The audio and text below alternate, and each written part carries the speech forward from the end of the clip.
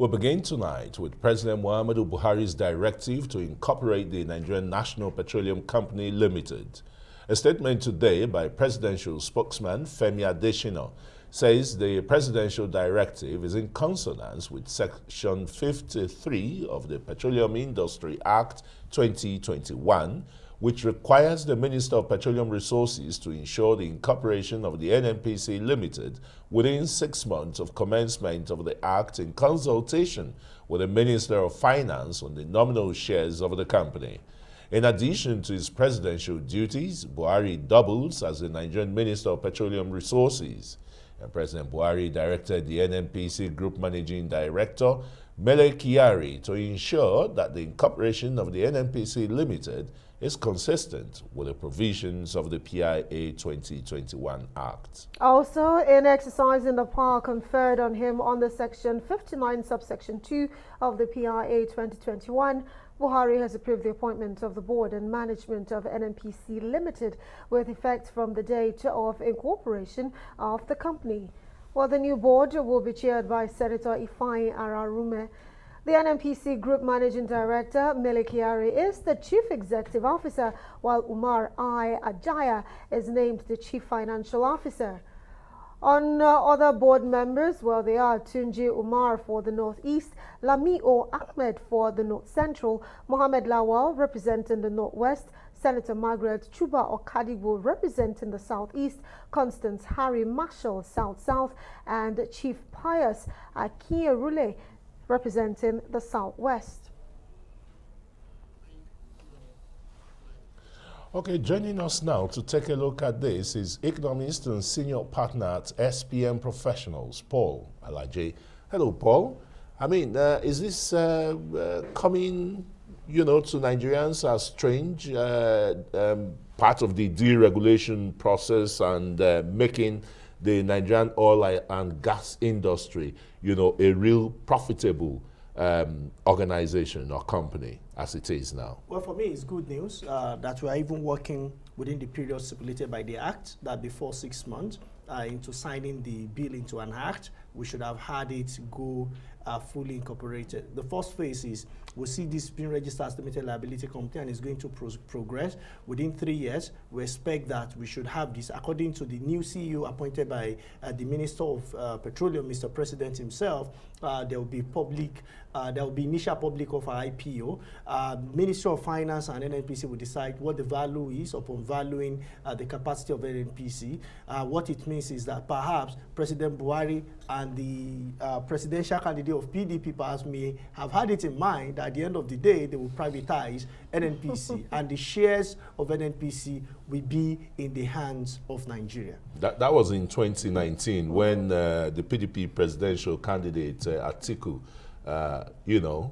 former vice president, proposed that he was going to privatize the NNPC, and there was a great uproar that was going to give it to his friends. Well, here we are. Yeah, we'll see it come to be. And of course, the NNPC is actually on its way of becoming a commercial entity. Now, with the composition of the board, what should Nigerians be expecting, really, as we move towards the NNPC becoming a limited company? Well, it will not be business as usual. One of the things I'm expecting by mid-next year is removal of subsidy.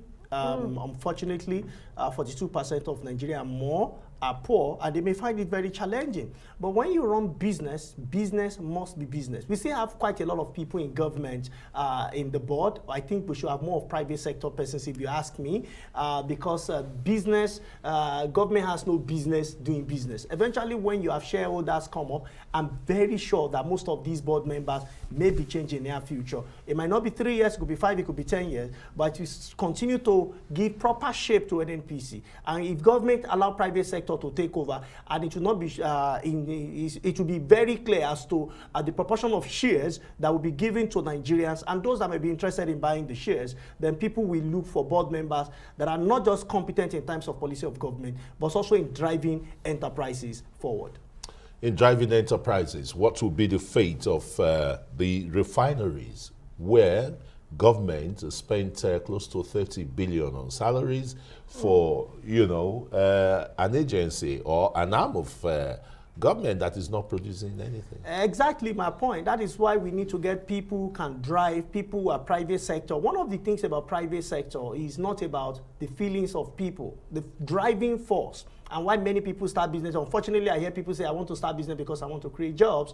The primary reason why people go into business is to make profit. Now, in making profit, you must ensure that you produce. So while in your effort to make profit, you will then create jobs for people to do. You're also going to help the economy to grow. You are going to pay your taxes. And all of this is because you want to do one thing, you want to make profit. So I don't expect that by the time Auditor General of the Federation will report by 2023 what has happened to our NNPC account in 2022, that we will still have dysfunctional refinery, because we cannot keep turning around the refineries under turning around maintenance that is not producing significant, meaningful, and impactful liters of refined oil that Nigeria are consuming. We do know that billions of naira have been earmarked for the refurbishment of both the Kaduna and the Port Harcourt refineries. But something you have mentioned is the fact that you're hoping to see that subsidy will be taking off. But I do know that Mele Kyari, when we had him here on Arise, did say that there will be subsidy in 2022.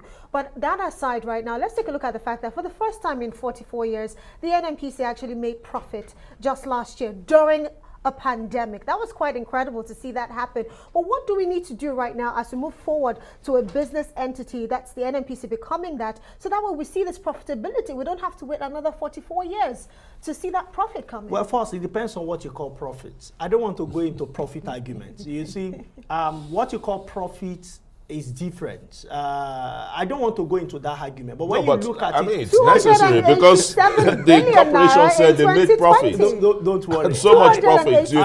I will not want to have any word exchange with authorities in NNPC.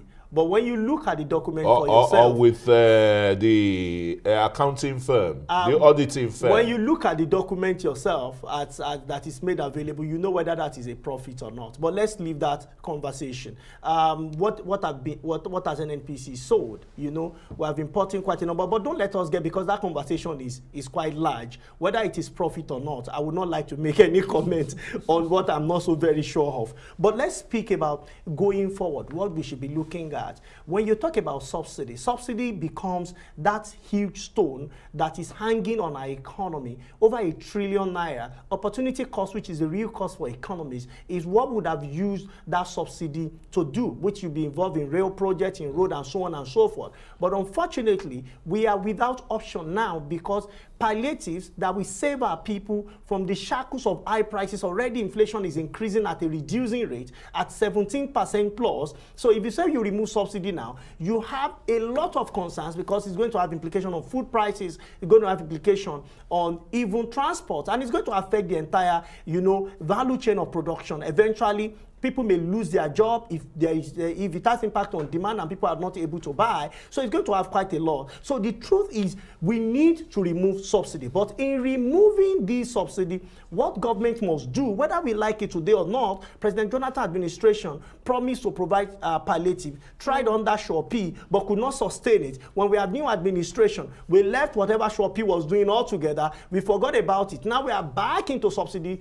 conversation. And we still have to go back to the foundation. What's the foundation? Provide palliative for Nigerians, which will be evident in mass transport. You see, when you see labor come up and say we want more salary, why? Because the money you give to them has not changed in value. Meanwhile, they have spent more proportion, which means the capacity of the money, purchasing power of that currency has been emaciated. So what should we do? How do we make quality education available, particularly at primary and secondary level, for children of those that are working in government cycles and the entire Nigeria by extension? That's on one hand, when we say we want to remove subsidy, which I think is important. But in doing that, how do we provide mass transit or connect Nigeria with rail system, which may be long or medium term project, as we have seen Lagos, Ibadan, Abuja, Kaduna, and make that more available, so that when you remove subsidy, the impact will be less on the poor and be more on the rich. Okay, let me ask this maybe finally.